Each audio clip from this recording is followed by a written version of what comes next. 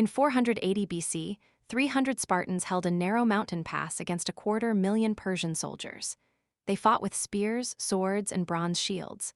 They held the line for 3 days, and then they died. But what if, on the morning of that first battle, King Leonidas opened a crate that had no business existing in the ancient world? What if inside were 300 assault rifles, thousands of rounds of ammunition, body armor, and grenades? What happens when the greatest warriors in history get the most advanced weapons ever made? The first challenge would not be the Persians, it would be understanding the weapons. Spartans were the most disciplined soldiers in the ancient world. They trained from age 7. They could learn any weapon in hours, but a rifle is not just a weapon. It is a system.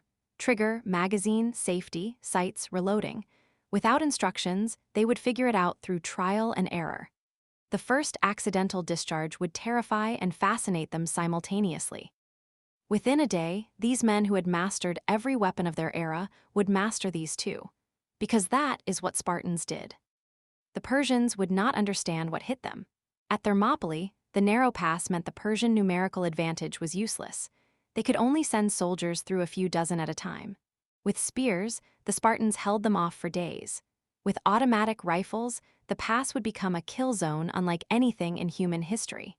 The first wave of Persian immortals would charge with their wicker shields and short swords.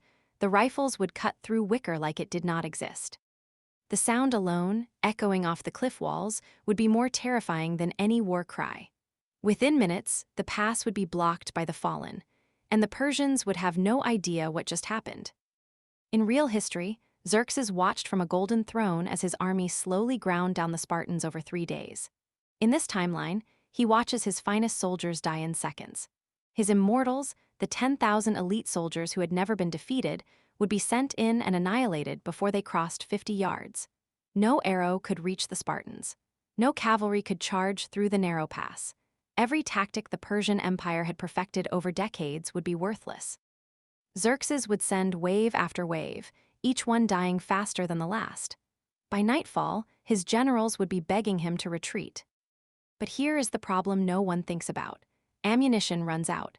300 rifles with 1,000 rounds each. That is 300,000 rounds total. It sounds like a lot.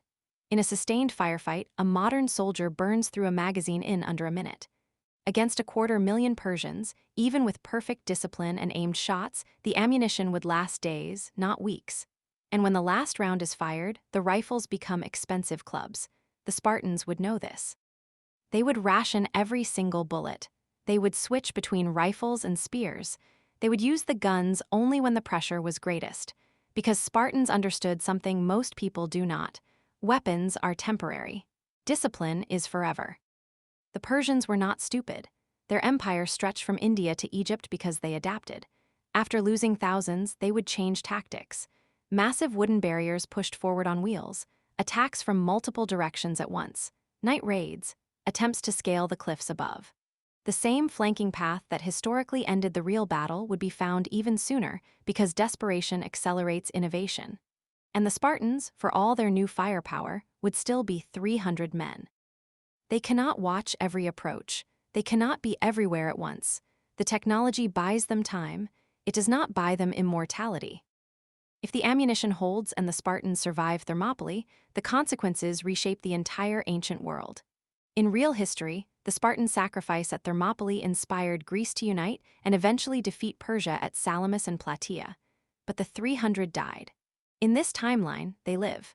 Leonidas returns home not as a martyr but as a living legend, a king who held impossible odds and won with weapons from the gods. Sparta's political power would explode. The other Greek city-states, including Athens, would fall in line. The democratic experiment that Athens represented might be crushed under Spartan military dominance. The birthplace of democracy might never reach its full potential because the warriors won too decisively. And here is the dark irony of this thought experiment. The weapons that saved the Spartans might destroy everything Greece was supposed to become. Western civilization as we know it traces back to Athens, not Sparta. Democracy, philosophy, theater, science, the foundations of the modern world came from a culture that valued ideas over warfare. If Sparta dominates Greece because of superior firepower, those ideas might never flourish. Socrates might never teach. Plato might never write the Republic. Aristotle might never tutor Alexander the Great.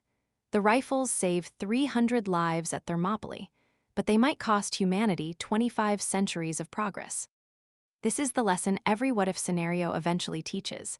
Power without wisdom is just destruction wearing a crown. The Spartans were extraordinary soldiers. They were also a slave-owning military dictatorship that left almost nothing to human knowledge. Athens was messy, chaotic, and militarily weaker. It gave us the world. Sometimes the side that loses the battle wins the war for civilization. And sometimes the most dangerous thing you can give the strongest person in the room is an even bigger weapon.